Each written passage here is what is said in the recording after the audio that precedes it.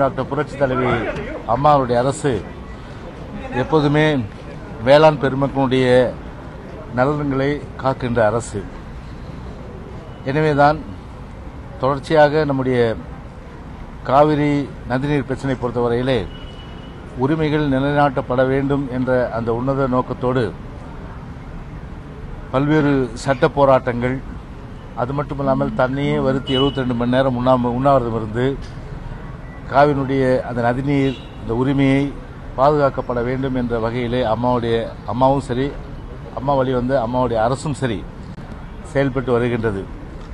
எனவேதான் 16ஆம் தேதி அன்று உச்சநீதிமன்றம் காவிரி நதிநீர் குறித்த அந்த தீர்ப்பு வழங்கிய போது உடனடியாக நம்முடைய மாண்புமிகு முதலமைச்சர் அவர்கள், நம்முடைய மாண்புமிகு அம்மாவுடைய அரசு எடுக்க வேண்டிய அந்த மேல் நடவடிக்கைகள் குறித்து சட்ட வல்லுநர்களோடு, ஏனென்று சொன்னால் கிட்டத்தட்ட ஒரு 464 பக்கங்கள் கொண்ட ஒரு தீர்ப்பு.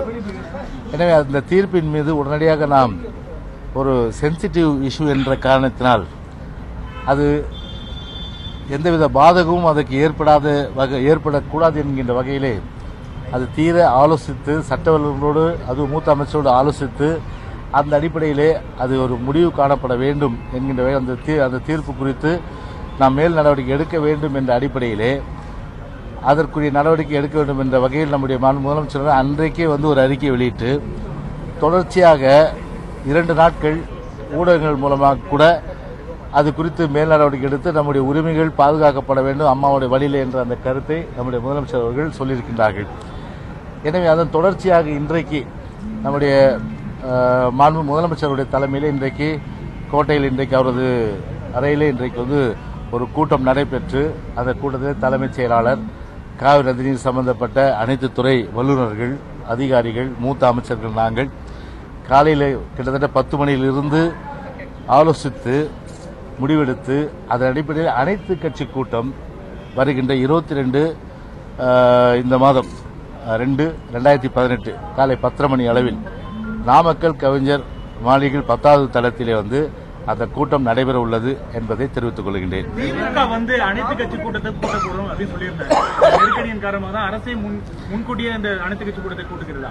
நீண்ட இடைவெளிக்கு பிறகு ஒரு அரசு சார்பாக ஒரு அனைத்து கட்சி கூட்டம் தொடர்ச்சியாக முன்னாடியே வலியுறுத்தியிருக்காங்க. காவிரி விவகாரத்தில் அனைத்து கட்சி கூட்டத்தை கூட்டி மத்திய அரசுக்கு வலியுறுத்தணும், அது தொடர்பாக நீண்ட காலமான கோரிக்கை. இப்பொழுது எதிர்க்கட்சிகள் எடுத்த முடிவை தொடர்ந்து அரசு இந்த நடவடிக்கை.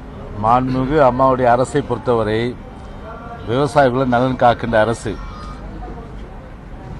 உச்சநீதிமன்ற தீர்ப்பு என்பது ஒரு கிட்டத்தட்ட ஒரு 464 பக்கங்கள் கொண்ட ஒரு தீர்ப்பு.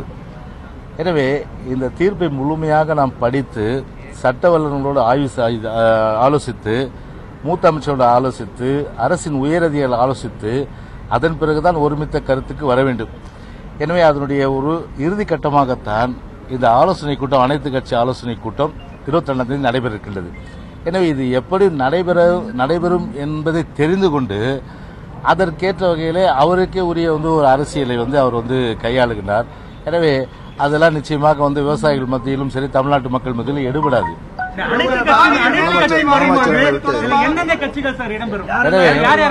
எனவே இப்ப முதலமைச்சருடைய வேண்டுகோள், அம்மாவுடைய அரசுடைய வேண்டுகோள், காவிரி நதிநீர் பிரச்சினை பொறுத்தவரை மனமாச்சரியங்களை மறந்து அனைவரும் ஒன்றுபட்டு நம்முடைய உரிமைகளை நாம் பெறுவதற்கு உண்டான அனைத்து வழிவகைகளையும் நாம் ஏற்படுத்துகின்ற கூட்டமாக இது இருக்கின்ற நிலையில் அதிலே கலந்து கொள்ள வேண்டும் என்பதுதான் அரசுடைய விருப்பம். எல்லா கட்சியும், அனைத்து கட்சி கூட்டம் என்னும் போது எல்லா கட்சியும் இதுல அது இப்போ ஒரு இன் பிரின்சிபல் டெசிஷன் கவர்மெண்ட் எடுத்துட்டுனா சப்சிக்வெண்டா நம்முடைய அரசு அது குறித்து நடவடிக்கை எடுக்கும்.